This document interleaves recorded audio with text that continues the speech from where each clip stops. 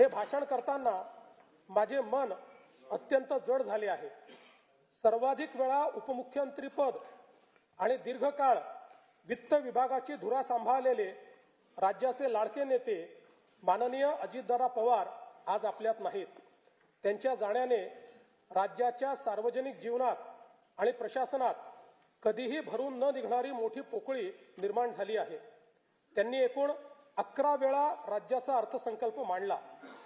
अजितदादा व अर्थसंकल्प हे नाते दृढ झाले होते. त्यांच्या करड्या शिस्तीमुळेच महाराष्ट्राची वित्तीय स्थिती कठीण काळातही स्थिर राहिली.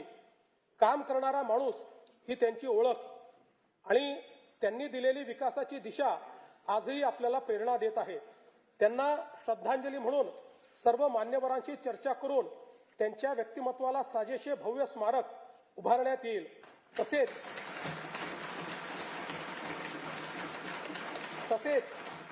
त्यांच्या नावे गतिमान नागरी सेवा पुरस्कार देण्यात येईल असे मी जाहीर करतो.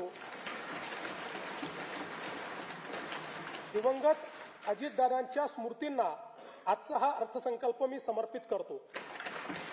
आहे गोकुळचं श्रीखंड, अगदी जिभेवर रेंगाळणार. जिभेवरच नाही तर मनावरही रेंगाळणार. गोकुळ श्रीखंड, मनावर रेंगाळणार.